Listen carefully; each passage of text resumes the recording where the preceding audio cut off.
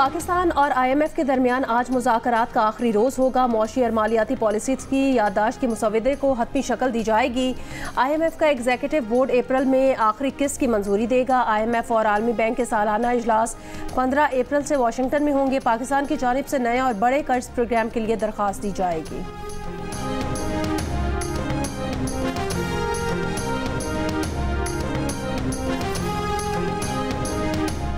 सुई सदर्न के बाद सुई नॉर्दर्न ने भी गैस मजीद महंगी करने की दरख्वास्त कर दी। कीमत में 147% तक मजीद इजाफा मांग लिया। सुई नॉर्दर्न ने गैस की कीमत में 2646 रुपये 18 पैसे फी MMBTU इजाफे की दरख्वास्त की है। ओगरा सुई नॉर्दर्न की दरख्वास्त पर 25 मार्च को लाहौर में समाअत करेगी। दरख्वास्त मंजूर हुई तो इत्तलाक 1 जुलाई से होगा। सुई सदर्न की जानिब से गैस मजीद महंगी करने की दरख्वास्त की समाअत आज होगी। सुई सदर्न ने 1 MMBTU पर 324 रुपये बढ़ाने की दरख्वास्त की है।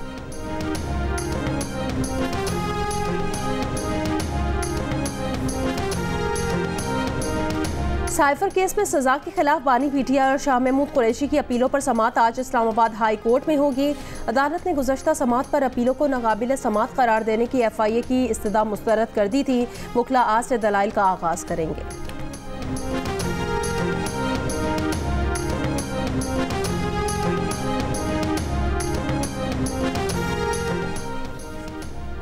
वज़ीर दिफा ख्वाजा आसिफ ने कहा है कि अगर आप चाहते हैं कि नवाज शरीफ को निकालने के लिए इस्तेमाल होने वाले कानून और कायदे मतरूक हो जाएं, तो अदालत पहले उन तमाम साजिशी किरदारों से प्यार से ही पूछ ले कि चलती मईशत को तबाह क्यों किया गया। जनरल रिटायर्ड बाजवा, साकिब निसार और आसिफ खोसा इस साजिश में शामिल थे। जनरल रिटायर्ड फैज़, बानी PTI इस साजिश में शामिल थे। मुंतखब वज़ीर आज़म को ड्रामे रचाकर फारिग और कैद किया गया। मुल्क को लुटेरों के हवाले क्यों किया गया? कोई तो गलती माने, कोई इतनी अखलाकी जुर्रत और गैरत का मुजाहरा करे।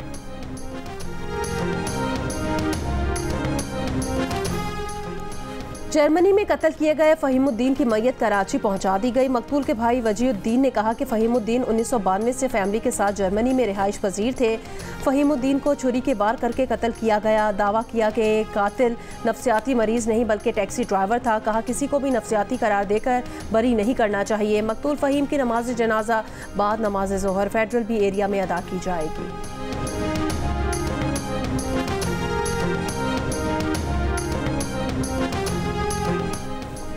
फैसलाबाद में वासा के 2 मसीही मुलाजिम आसिफ और शान सीवरेज लाइन साफ करते हुए जहरीली गैस के बायस जिंदगी की बाजी हार गए। लवाहिकीन की वज़ीर आला पंजाब मरीम नवाज से दाद रसी की अपील। आसिफ और शान की माओ ने मरीम नवाज से कहा है कि उम्मीद है आप हमारे सफाई करने वाले हीरोज़ की माओ को इंसाफ दिलवाएंगी। ऐसे इकदाम यकीनी बनाएं कि सेफ्टी के आलात के जरिए जानों को तहफ़्फ़ुज़ फराहम किया जा सके। वज़ीर इंसानी हुकूक़ व पार्लिमानी उमूर पंजाब खलील ताहिर सिंधु ने नोटिस ले लिया। कहा कि लवाहिकीन की दाद रसी करेंगे।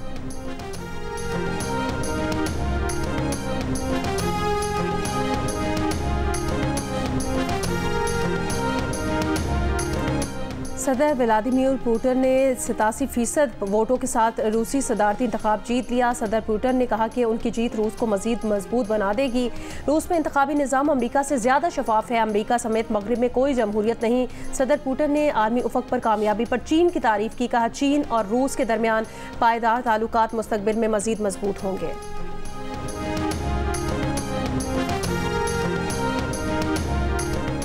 स्टेट बैंक की मॉनेटरी पॉलिसी कमेटी का इजलास आज होगा। कमेटी शरह सूद पर फैसला देगी। स्टेट बैंक का पॉलिसी रेट इस वक्त 22% है।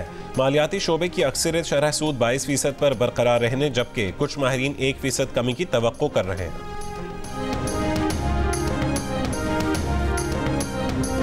लाहौर में पतंगबाजों के खिलाफ क्रैकडाउन, 182 मुलजिमान गिरफ्तार। मुलजिमान से 1100 से जायद पतंगे, 106 चरखियां बरामद।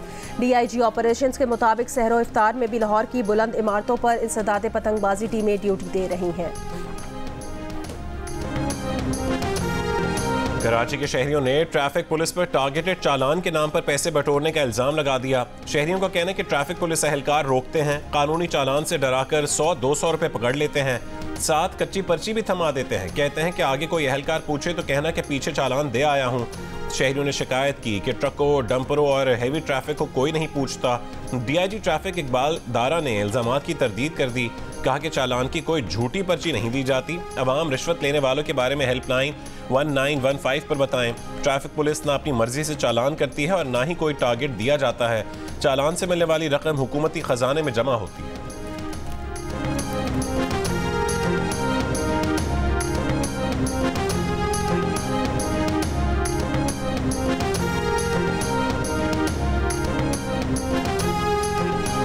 इसराइली जंगी काबीना ने गजा में रफा ऑपरेशन की मंजूरी दे दी। इसराइली वजीर आजम की ढिठाई, जंगबंदी का बैनुल अक़वामी दबाव फिर मुस्तरद कर दिया। कहा गजा के मिस्र से मुत्तसिल इलाके रफा में फौजी ऑपरेशन करेंगे। हमास का खात्मा और इसराइली मुग़वियों की रिहाई चाहते हैं। जंग मुखालिफ इसराइल की बजाय हमास और उसके सरपरस्त ईरान पर दबाव डालें। तमाम मकासद हासिल किए बगैर जंग रोकने का मतलब इसराइली शिकस्त है।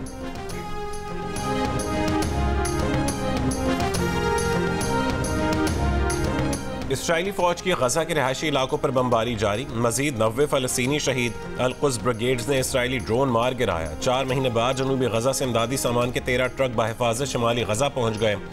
एमनेस्टी इंटरनेशनल का अमरीकी सदर बाइडन से इसराइल को हथियारों की फरहमी रोकने और गजा जंगबंदी का मुतालबा।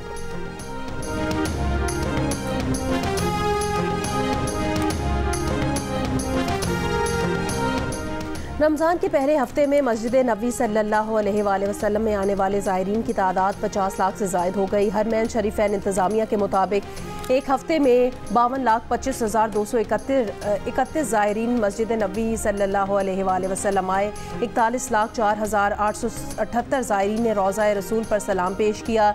1,34,447 मर्द और 1,07,697 ख़वातीन ने रियाजुल जन्ना में नमाज अदा की। मस्जिद नबी के अंदरूनी और बैरूनी हिस्से में दुनिया के सबसे बड़े इफ्तार दस्तरखान का एहतमाम किया जाता है। 1965 की जंग के hero air commodore Mohammad Mahmood Alam की 11वीं बरसी। Chairman joint chiefs of staff committee services chiefs of Pak फौज का एयर कोमोडोर मोहम्मद महमूद आलम को खैराज अकीदत।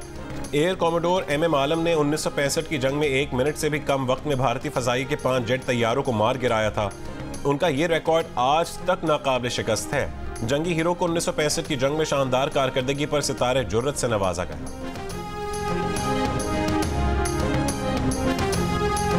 खजूर मिसाल 800 रुपये का किलो है होलसेल रेट पर। मुजाफती खजूर है 600 रुपये का पंजगुर का टॉप चीज़। वैसे ईरान का है 500 रुपये का किलो है काला वाला अच्छा खजूर। जायदे है 350-400 मुख्तलिफ। तो ज़्यादा अहमियत इसलिए इसकी है कि हम नबी सल्लल्लाहु अलैहि वसल्लम की सुन्नत समझ के इसको। बलूचिस्तान के ज़िला पंजगुर की खजूर की क्या बात है। अपने मुनफरिद जायके की वजह से इसकी मांग में भी ज़्यादा है। कोयटा की मार्केट में पंजगूर की खजूरें 600 से 800 रुपये किलो में फरोख्त की जा रही हैं।